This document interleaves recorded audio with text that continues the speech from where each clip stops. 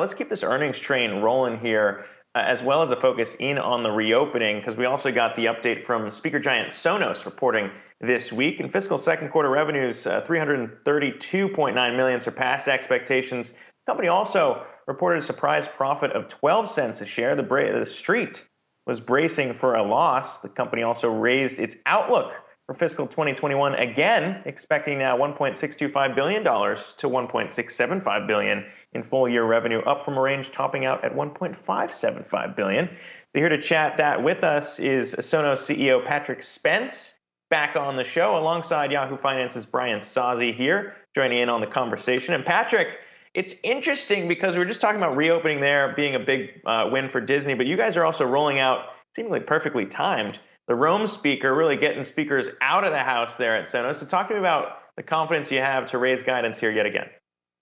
Yeah, thanks for having me. It's great to be back. And one of the things that I mentioned about Roam is the fact that we actually saw 150% of the pre-orders that we were expecting. So, I think it's really a story of people wanting to take the Sonos experience with them as the world reopens. That's why we built Roam. We got lucky on the timing for sure, in terms of hitting it, just right. But the early indications are very, very strong that as people start to leave their homes, they're going to want to take the Sonos experience with them. Patrick, a lot of your products are really sold out right now. I guess part of that is what? Because of the semiconductor shortage? Yeah, so we obviously came in much stronger than ourselves or anybody expected with our 90% year-over-year growth. So our supply chain team has done a phenomenal job. Really over the last 3 or 4 quarters, that there's been a lot of shortages in a lot of different areas, semis being the biggest. And so I think our team, continues to do an amazing job. As Zach mentioned, we've increased our guidance for the year, so we've been managing it very well. But no doubt, it's hitting us like everyone else. As we go through this, but we still feel good about the outlook for the year. And we just have so much demand right now, Brian. I mean, it's just off the charts. So Patrick, we've spent more than a year inside of our homes, and I imagine a lot of people have added to their Sonos collection. I mean, how many Sonos speakers does the average household own right now? Almost 3. So it's 2.9 across the over 11 million homes that we're in today. We think that over time, that can be more like 4 or 5, maybe 6, per home that's out there. But we're also growing more and more homes all the time. And we think Roam is going to be another product that gets us into a lot of new homes. And Brian, the other thing we're seeing is we've been watching very closely those areas that are reopening versus those areas that are still more closed or locked down. And the demand appears consistent across both of those different areas. And so we feel like with the systemness of Sonos that people will add more over time. The reopening, of course, changes things a little bit in terms of what people are doing, but they can bring a Roam with them. And also, it's not like they're not going to be returning home, watching movies, enjoying audio, and audio just continues to explode. Patrick, I want to get back to that question Brian asked about supply shortages. Certainly not something that's new to this quarter. You've been dealing with it since last year. And you've talked about this diversification in your supply chain, particularly those in Asia. I wonder how that transition is going and what's that timeline look like for you? Yeah, it's been a little bit slower because of the pandemic, and obviously that's kind of affected everybody. So we've seen that across our teams and our operations in China and Malaysia.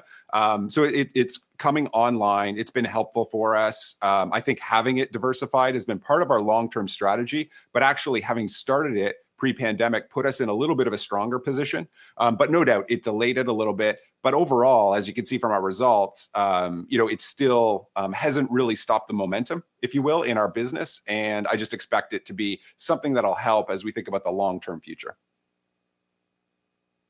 Yeah, when we look at maybe, how this all has changed, it was interesting just when I stepped back and thought about, people getting out of the house and wanting the Roam speaker here. A lot of people may have already been traveling through all of this too. So, I mean, when you think about the way that you've been able to surpass expectations, I mean, how much to you is maybe a piece of it being people not necessarily knowing the way that people are going to be interacting with speakers moving forward? Or are you kind of surprised at the way that you've been able to outperform those expectations? We're confident because we're unlike any other company kind of in this space in the sense that it's a system, right? So the system gets better, your experience gets better, the more products you add in the home. And the other big thing I would say is that, a lot of our sales are through the home theater space. And one of the things that we all know, and you've talked about a lot, is what's happening with streaming, right? And all these movies and videos going direct to home. And I don't think that's going to change. I think the genie's out of the bottle on that. And so a lot of people are going to invest more in home theaters. The other big trend we're seeing is this, what I call the great reshuffling, right? Which is people moving all over now that they have more flexibility from their employer. So I think we saw in New York today, more people moving in, and we've seen in the suburbs more people moving out and back and forth. And so people are on the move. They're establishing new homes, second homes, and it's really our audience that's doing that. So a lot of our customers are playing there, and if they're setting up a new home, they're definitely setting it up with Sonos. So we feel good about those macro trends. It's why we're very confident in our long-term outlook. We set some goals for fiscal 2024, and we're well on pace to those. Patrick, settle the debate we were having on Twitter. How many Sonos speakers do you have in your house? I told you I have 8. I've lost the count, Brian, I have to admit. So I'm over 30. And it sounds like Miles has a little bit of work to do, but I'm hoping you can help him with that. 30. I'm going to guess, Patrick, you have a bigger space than I do. I don't know if I have a place. Well, you can take them outside. You can take them outside, right? So we do have a number outside. It's the benefit of living in California. So, that's an almost endless space for us. Okay. One day we'll try to track those down. I don't know, Brian. I don't think I could even fit that many speakers in your place, too. But Patrick Spence, always good to talk to you. And our thanks to Brian Sozzi as well for joining in on the conversation.